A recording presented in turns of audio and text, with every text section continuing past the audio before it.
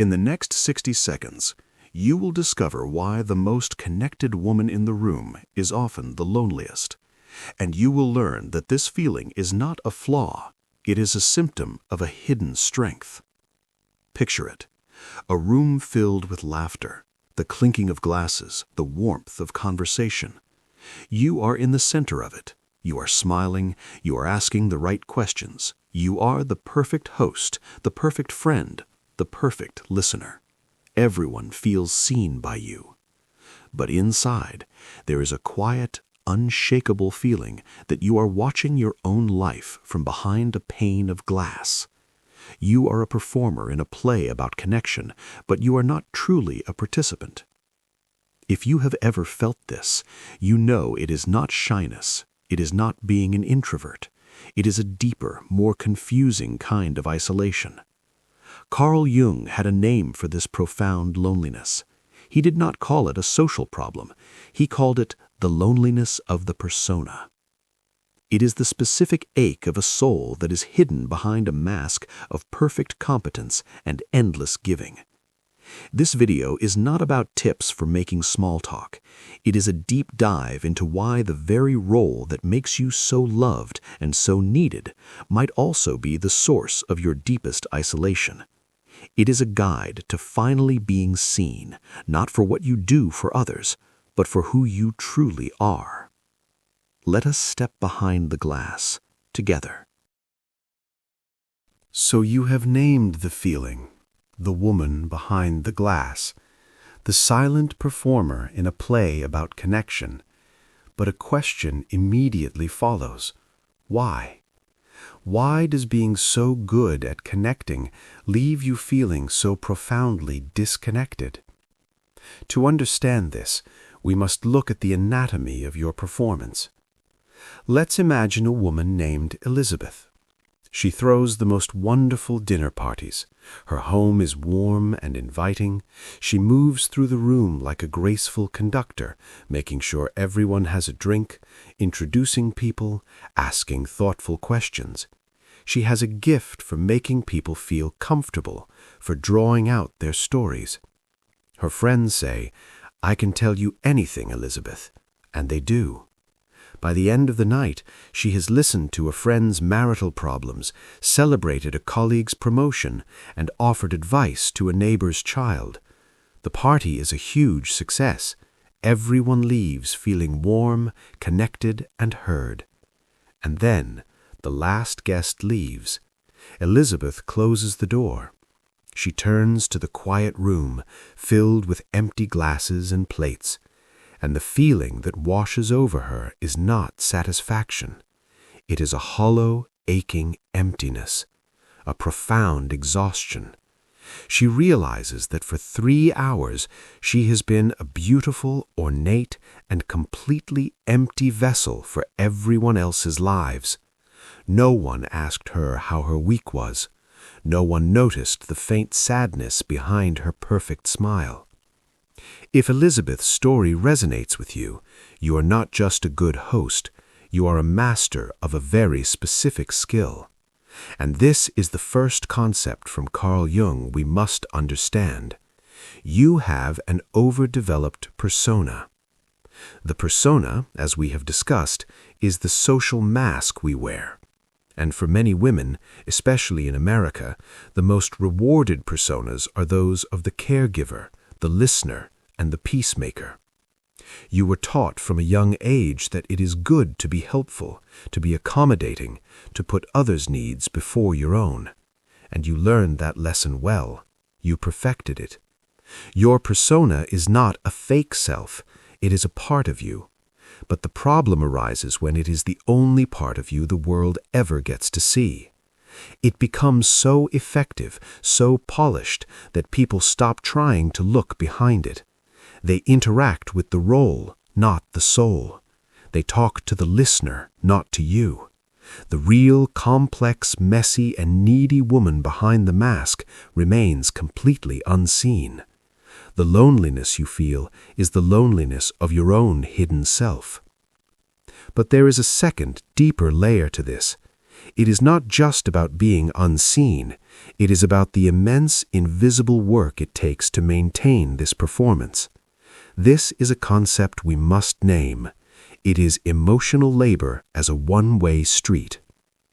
Think of your emotional energy, your libido, your life force, as a current of water.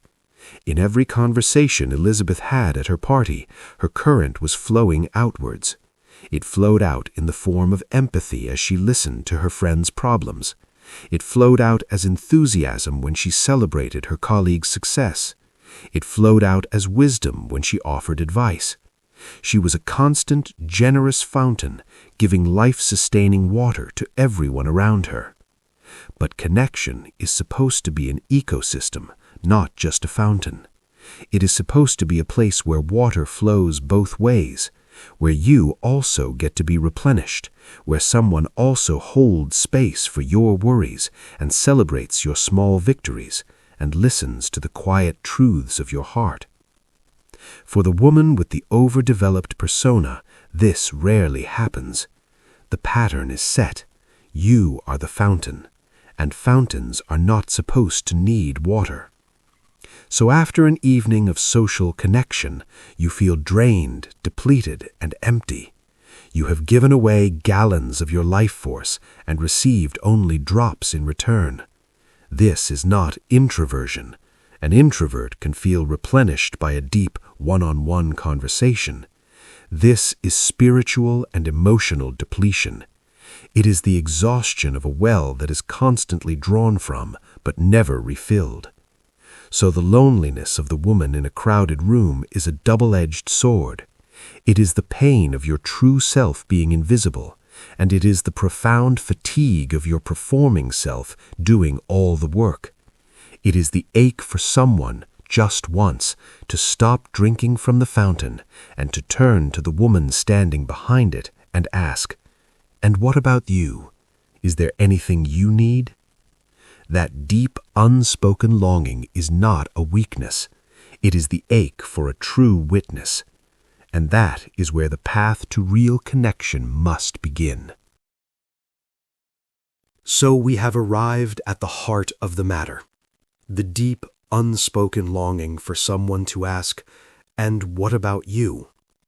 This longing is not a sign of neediness. It is not a flaw. It is the most fundamental human need of all. And to understand it, we must make a critical distinction. We must separate two ideas that our culture constantly confuses: social connection and soul connection. Social connection is what happened at Elizabeth's party. It is the world of the persona. It is the exchange of information, of pleasantries, of well-defined roles. It is the glue that holds society together. You ask about my job, I ask about your children. We talk about the weather. We stay in the safe, well-lit lobby of the relationship. Social connection is necessary. It allows us to function. But it does not nourish the soul. It is like eating rice paper. It fills the space, but it provides no nutrients. Soul connection is something else entirely. Soul connection is what happens when two authentic selves meet without their masks. It is not an exchange of information. It is an exchange of being. It is the brave and vulnerable act of allowing someone to see the messy, uncurated, and contradictory reality of your inner world and seeing theirs in return. Social connection is about being liked. Soul connection is about being known. And what your soul is aching for in that crowded room is not more people to like you. You have mastered that. It is the deep, cellular, life-altering need for just one person to truly know you. This is a concept we must give a name to. It is the need to be witnessed. To be witnessed is to have someone look past your perfect persona, past the smile, past the competence, past the strength, and to see the person underneath. To see your exhaustion, to see your fear, to see your secret dreams, to see the parts of you that you yourself are afraid to look at. A witness does not try to fix you. A witness does not offer advice. A witness does not tell you that you are overreacting. A witness simply sits with you in your truth. Their presence says, "I see you, all of you, and you are not too much. You are not wrong. You are welcome here." For the woman who has spent her entire life being the witness for others, the absence of a witness for herself is a profound and starving loneliness. It is like being a lighthouse keeper who spends all night guiding ships safely to harbor, but whose own living quarters are pitch black. You illuminate the world for everyone else, but you yourself are living in the dark. This is why the loneliness of a crowded room is so particularly painful. Because you are surrounded by the very people you have so lovingly witnessed, your friends, your family, your partner. And their inability to witness you in return feels like a profound betrayal. But we must be gentle here. It is often not a betrayal of malice. It is a betrayal of habit. You have trained them. You have taught them through decades of your own competence that you do not need a witness. You have taught them that you are the strong one, that you are the listener, that you are the one who has it all together. Your persona has been so convincing that it has convinced the people who love you most. They are not ignoring your soul. They simply do not know how to see it anymore. They are still talking to the mask because it is the only face you have shown them for a very long time. So the ache you feel is not just an ache for connection. It is an ache for authenticity. It is the longing to finally take off the heavy mask and to trust that there is someone in the room who will not run away when they see the real, tired, and beautifully imperfect face underneath. This is the path forward. Not to become better at socializing, but to become braver at being real. The journey from loneliness to connection is the journey from performance to presence. It is the quiet, courageous decision to stop being the best listener in the room and to start being the most honest participant in your own life. But how do you begin this journey? How do you start to crack the beautiful, suffocating mask you have worn for so long? That is the art of the invitation, and that is what we will explore next. So here we stand, at the heart of the ache, the deep human longing to be truly witnessed. The path forward is not to become better at performing. It is to become braver at being real. But the thought of taking off the mask can be terrifying. After decades of being the strong one, the listener, the one who holds it all together, the fear is real. The fear that if you show your own needs, you will be seen as a burden. The fear that if you stop performing, you will lose the love and connection you have worked so hard to build. I want you to hear this. This is not a journey of revolution. It is a journey of gentle renovation. We are not going to tear down the house. We are simply going to start opening a few windows to let the real air in. Here are 3 invitations, 3 gentle, practical ways to begin inviting authentic connection into your life. The first invitation is to practice the 1% share. This is not about suddenly becoming a complainer or dumping your problems onto your friends. Your soul is not asking for that. It is asking for a tiny crack in the porcelain mask of perfection. A 1% share is a single, small, true, and slightly vulnerable statement about your own experience. It is the antidote to a conversation that is flowing only one way. Imagine you are talking to a friend. She has just shared a difficult story about her week. The old script, the persona script, is to say something like, "Oh, that sounds so hard. I'm so sorry you went through that." And then you ask another question about her. The fountain continues to flow outwards. The 1% share adds a single sentence. You say, "Oh, that sounds so hard. I'm so sorry you went through that." And then you add, "That resonates with me. I have been feeling a bit overwhelmed myself this week." That is it. That is the 1%. It is a tiny, brave act of showing up in the conversation, not just as a listener, but as a fellow human being. It does not steal the spotlight. It simply shares the light for a moment. It is a gentle signal to the other person that you are not a perfect, unbreakable vessel. You are a person too.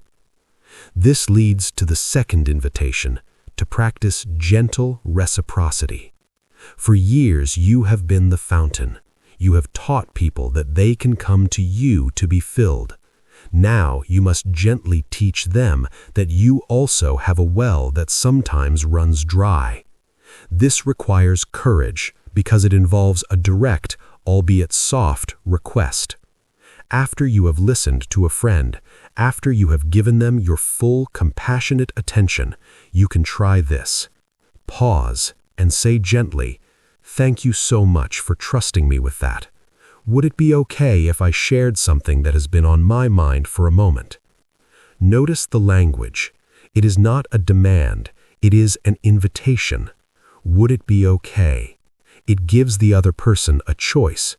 Most of the time, a true friend will say, "Of course," and in that moment, the one-way street of emotional labor becomes a two-way street. The fountain begins to transform into an ecosystem. This will feel awkward at first. It will feel selfish. That is the sound of the old persona fighting to stay in control. Your only job is to breathe through that discomfort and to try. And once you have started to experiment with these small shifts in your conversations, you are ready for the third invitation, the post-social check-in. This is a private 5-minute ritual for you alone. It is your personal emotional audit. After you have had a coffee with a friend or after a family gathering, find a quiet moment, close your eyes, and ask yourself one simple question. On a scale of 1 to 10, with 1 being completely invisible and 10 being fully seen and heard, how seen and heard did I feel in that interaction? There is no judgment in this question. It is just data collection. You are not blaming anyone. You are simply beginning to notice. You are gathering information about your own ecosystem. Which relationships leave you feeling like a 10? Cherish them. Nurture them. Which relationships consistently leave you feeling like a 2 or a 3? That's important information. It doesn't mean you have to end the friendship, but it might mean you need to adjust the amount of energy you pour into it. It might mean that this is a relationship of social connection, not soul connection, and that's okay. These 3 practices, the 1% share, the gentle reciprocity, the post-social check-in, they are not a quick fix. They are the slow, steady work of an artist, learning to see herself. Each time you share 1% of your truth, you are adding a dab of real color to the portrait of who you are. Each time you ask to be heard, you are defining your own outline more clearly. Each time you check in with yourself, you are learning to become your own most loving witness. This is how you step out from behind the glass, not by shattering it, but by gently, bravely opening the door. We have traveled a long way together today, from the loneliness of the performer to the quiet courage of the participant.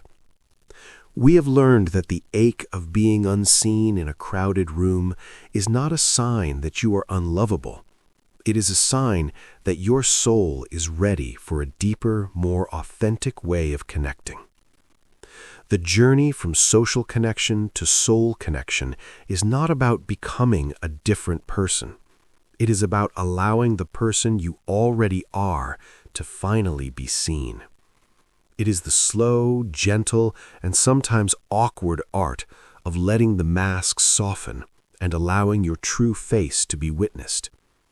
This is not a journey to find people who will fix you. It is a journey to find the people who can simply be with you. The goal is not to have a life free of problems. The goal is to build a life where you feel safe enough to share them. A life where you are not just the witness, but are also witnessed in return. That is the ultimate destination of this path. Not a life of perfect relationships, but a life rich with real ones. A life that begins with the most important connection of all, the one you have with yourself. If this message today has resonated in that quiet place within you, I invite you to make a gentle commitment, not to me, but to you. In the comments below, simply write the words, "I am worthy of being seen." Let it be a quiet declaration to your soul, a digital anchor for your intention to honor your own truth. But I must be honest with you. As you begin to explore these dynamics in your relationships, you may start to notice how complicated they have become, especially with your closest friends. The silent resentments, the unspoken competitions, the feeling that you have simply outgrown each other. If you want to continue exploring, please watch my next video, Why Friendships Feel So Complicated for Women After 40. It is the next essential step on this journey. In that video, we will dive into the hidden reasons our friendships shift so dramatically in midlife, and you will find tools to navigate these changes with grace and clarity. Thank you for sharing this quiet space with me today. Remember to be gentle with yourself. You have been the strong one for a very long time. It is okay to be soft. It is okay to be seen. One breath at a time.